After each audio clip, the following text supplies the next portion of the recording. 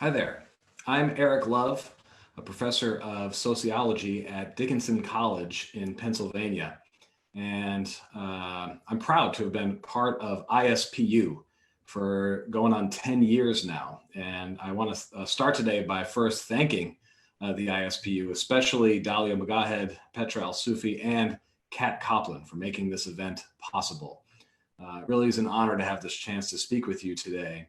And, after watching some of the prior Wisdom Wednesday presentations, I feel extremely privileged to have this opportunity to speak with you. And the folks that have come before me on this that I'm following right now, they are a tough act to follow. So I encourage you to check out the previous Wisdom Wednesday events. I think this is just fantastic, and it's great that I have a chance to speak with you today. And so for the next 15 minutes or so, I want to take this opportunity to talk a bit about what I've been researching, which is the strategy that advocates and practitioners have developed, various strategies for advancing the cause of civil rights and anti-racism in the United States. That's really been the focus of my research in sociology now for over 15 years, I guess. And now in the 2020s, it seems to me that there are tremendous opportunities and a tremendous need for strategies that are effective in civil rights advocacy and for the overall cause of anti-racism. My first book, Islamophobia and Racism in America, was published in 2017, and it makes the case that racism is the best way for us to understand the issue of Islamophobia. And I wrote about this also back in 2012 with an ISPU policy brief you can find on the ISPU webpage. And the title is What to Do About Islamophobia, Why the Election Counts. And that policy brief drew from the insights of path-breaking scholars and advocates that I was fortunate enough to work with back in 2012. Folks like Asmauddin, Engi Abdelkader, Ihsan Bagby, and Steve Downs. Among the insights we did a panel together, all of us, and we talked about on that panel the fact that Islamophobia, it has the word Islam in it, but it doesn't only affect Muslims. It's not only about Islam. Of course, it's primarily about Islam, and in many ways, Muslims are those most directly in the path of Islamophobia. But as it says in that 2012 brief, I'm going to quote here: neither Islam nor Muslims are Islamophobia's exclusive targets. For Arabs, South Asians, and other ethnic communities, whether Muslim or not, are also confronted with Islamophobia. The consistent discrimination and hate crimes suffered by Sikhs, who are, quote, mistaken for Muslims, serve as stark reminders that religion alone cannot explain why this phenomenon persists. Islamophobia, in the form of rhetoric and concrete policies issuing from this mistaken belief, remains one of the most pressing issues in the 2012 elections and will remain relevant in both the 2013 and 2014 so-called off-year elections as well. So that's what I wrote back in 2012. Unfortunately, I think we could basically take that same language and apply it to the current year, the 2020 elections that are ongoing right now. And one of the ways we know that Islamophobia has remained so prominent in American life and such a difficult challenge, a persistent and durable challenge, comes from the ISPU American Muslim poll, which has been going on for a number of years now. And the most recent poll from last year, there's data there that tells us a lot, and there are causes for deep concern. The ISPU's Islamophobia Index shows a disturbing amount of discrimination and bigotry is happening throughout the US. I'm sure everybody listening today knows, even without looking at the numbers, that anti-Muslim racism, Islamophobia, is a major problem. It doesn't always make headlines. It's not always at the top of the national conversation, but the constant expressions of bigotry loom large in American life. It's not news, I think, to anybody here. The Muslim bans are still in effect. People are attacked almost every day. And politicians use Islamophobia, they use anti-Muslim racism to advance their agendas as a routine part of American politics. It's not some sideshow. It's not something that happens occasionally. We see this kind of rhetoric, this sort of discrimination as a feature of American life that's always with us. It's been with us for a long time. So the question, of course, and the question that I try to look at in my work is how to make a difference. How do advocates find ways to confront Islamophobia? How do practitioners promote social justice? So for my research, I've spoken with over 70 advocates in Arab, Muslim, Sikh, and South Asian American communities across the US. And I asked them, so when I sit with them, when I talk to them, I ask them basically to tell me how they do the work that they do. How is it that these advocates in Arab, Muslim, Sikh, South Asian communities, how do they find a way forward? What's the approach that they have? And I firmly believe that it's those advocates who have the best insights. And I see my role as basically finding, learning from those advocates and finding a way to, bring in scholarship from history, from sociology, political science, and try to, generate some new knowledge about how civil rights advocacy can work. And what I found in this research, and something that, again, I detail in that book that I published back in 2017, available at your local community bookstore, please check it out, is that there's basically two types of strategies. And to make it a little simpler for this conversation, they're not entirely mutually exclusive, but in a lot of ways they are. If you're an advocacy organization, you basically need to make a choice. And the first choice you make is whether to follow, the first option or the second option on this strategic approach. And so these two different strategies are, number one, race neutral or colorblind in the strategy. And the second is race conscious or, aware of race as the strategy. So I want to just take a couple minutes here to talk about the differences between these two approaches. And if you're familiar at all with how civil rights advocacy in these communities has worked, I think this will sound familiar to you. So the first one, let's talk about this race neutral approach. In this approach, the strategy is defined by an effort to show that the groups affected by anti-Muslim racism, so those groups that are most affected by Islamophobia, are first and foremost Americans. They're people living in the US, and they should enjoy equality. They should enjoy the same rights, privileges, and responsibilities as everybody in the US. They shouldn't be treated differently. The race neutral approach says what we need is acceptance that people in these communities are Americans, they're human beings, they should have the same rights as everybody else. It's about equality. With this strategy, you often see a rhetorical flourish, putting the word American first, right? American Muslims, American Arabs, things like this is a hallmark of this kind of a strategy.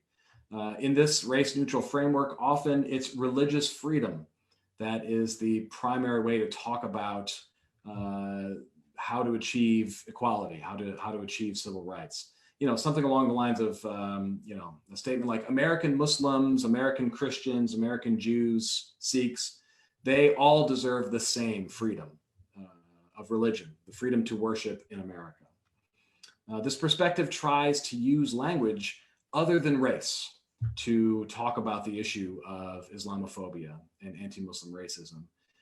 Rather than try to talk about racism, the strategy is to use something that's less controversial, some other way to talk about discrimination without referring to race, which, quite frankly, is if you've been in America for any length of time, you know that talking about race is touchy, right? It's a lightning rod.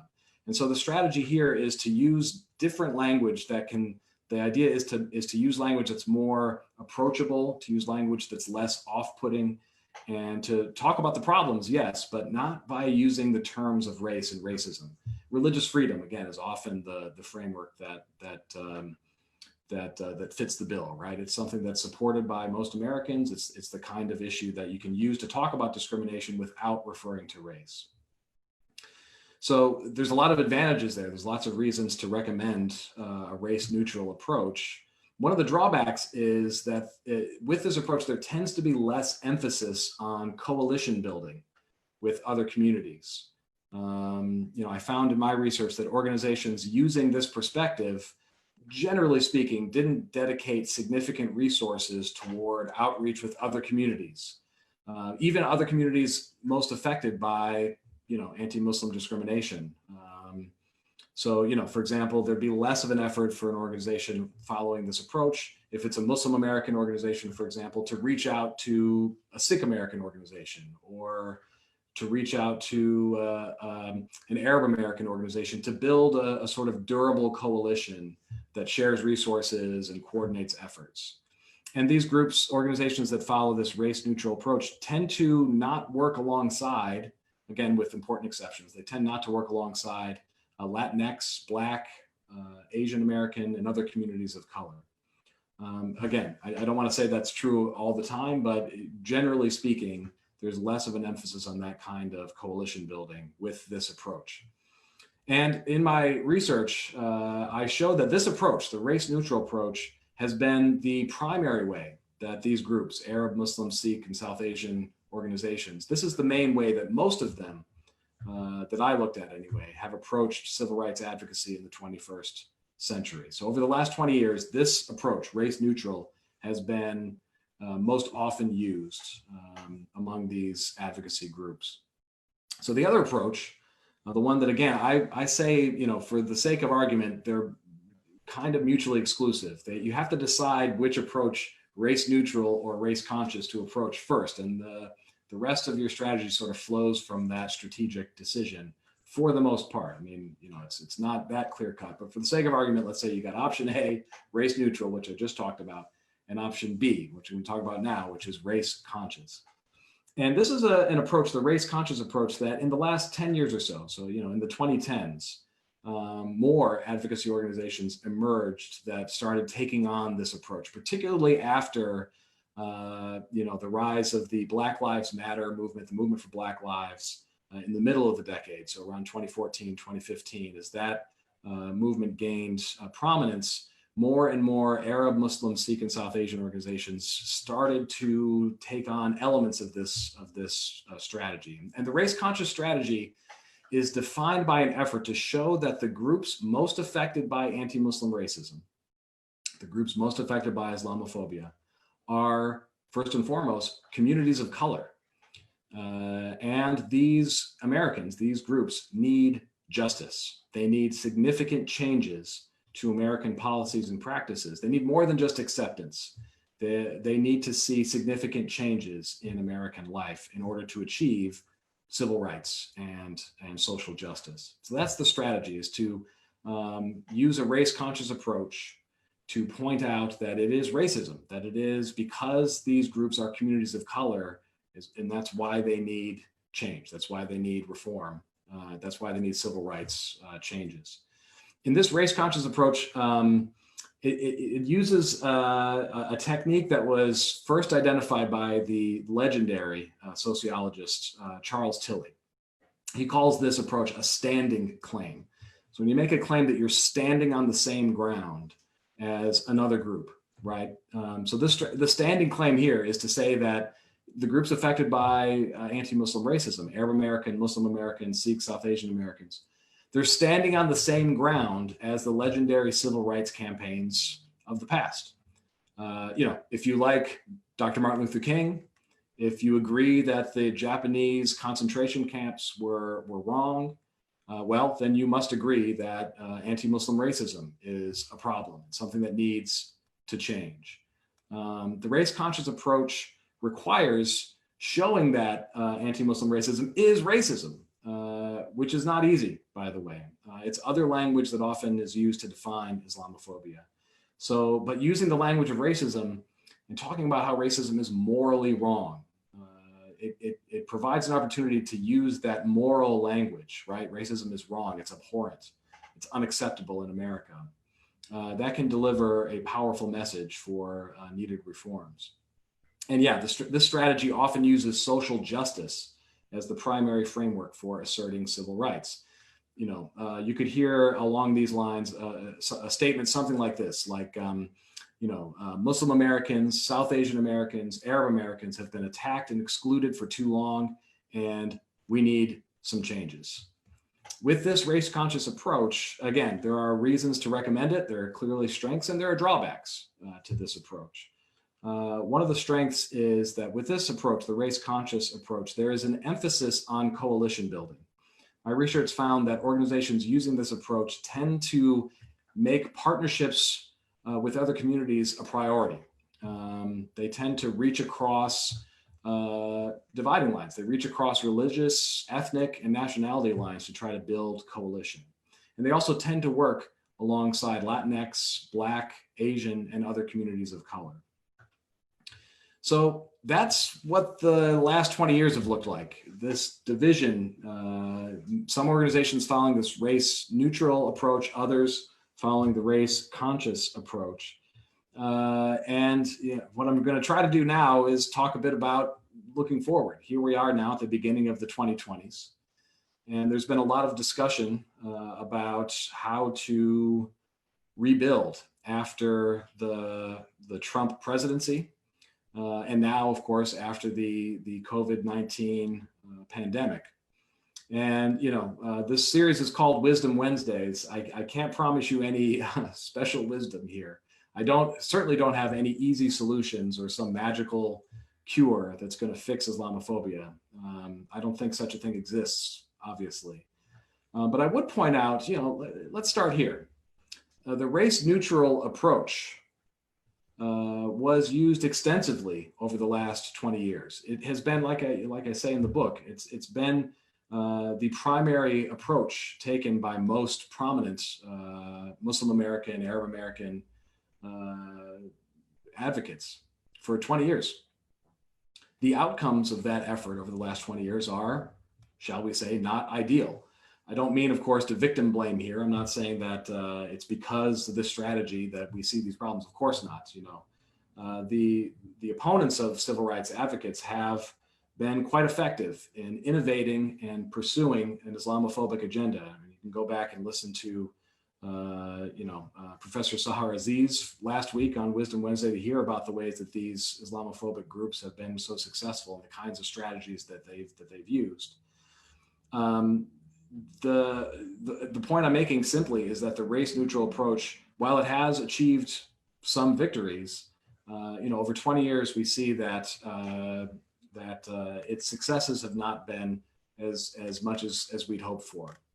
And of course, the alternative that I've presented here today, the race conscious approach, is not perfect. It also has significant drawbacks, but it has seen major successes.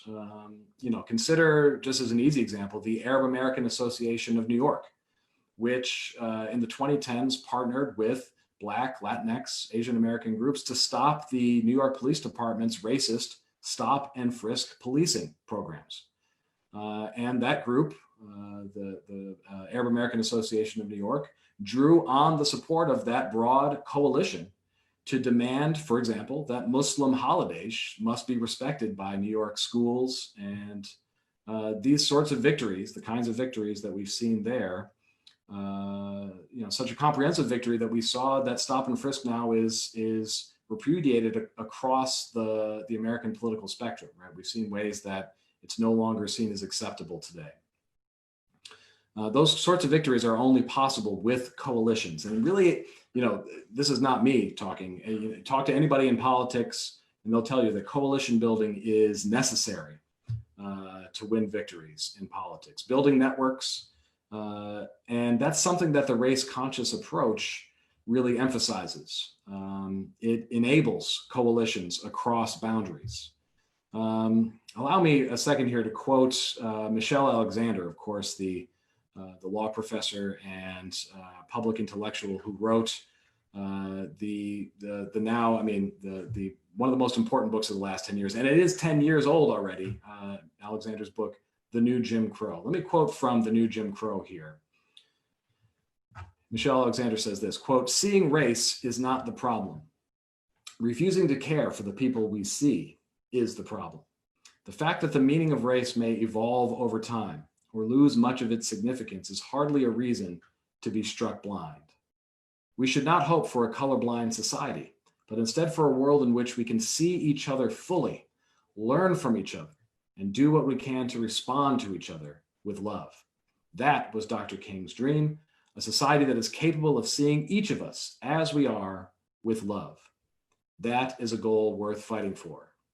It's Michelle Alexander 10 years ago. I would argue that this approach, that idea from Michelle Alexander is just as relevant now as it was when she wrote those words in 2010. I would add, as we discussed in that 2012 policy brief that the ISPU was kind enough to publish, it's about starting locally, working in your community, finding others, connecting with them, building partnerships, starting a local chapter of an organization, starting a new organization, and building up those connections between people. Here in Pennsylvania, I met last year with concerned parents at the local high school here in Carlisle, Pennsylvania. And they are right now forming a new organization. And they've already made a difference here locally. This group of Muslim Americans from various backgrounds, South Asian, European, and otherwise. And they've already made a difference here in Carlisle. And of course, much more work remains to be done. But this, to me, is the path to success. It's about, in the 2020s, it's the same path that was taken in the 1800s and the 1900s. It's about following the model set out by those pioneering civil rights advocates, including those pioneers, the fantastic work that's been done by so many dedicated advocates in the Arab, Muslim, Sikh, and South Asian American communities. And my research shows that those advocates know what they're doing. They know how to build successful campaigns. And what they really need are folks to show up and to support them and to be there locally, to get involved where you are. And so if I've got any message to send to you today, that's the message I would send is, start today, get involved right where you are right now. It's challenging, it's not easy, but it really can make a real difference. All right, thank you so much for tuning in here. And again, I encourage you to look at the Wisdom Wednesday series from ISPU. It's been inspirational to me. And again, it's such an honor to have this chance to speak with you. You can find me, please look for me on Twitter at Erik Love, ERIKLOVE. And I'd really love to hear from everybody who's listening today. Thank you so much for tuning in, and hope to connect with you again soon. Bye for now.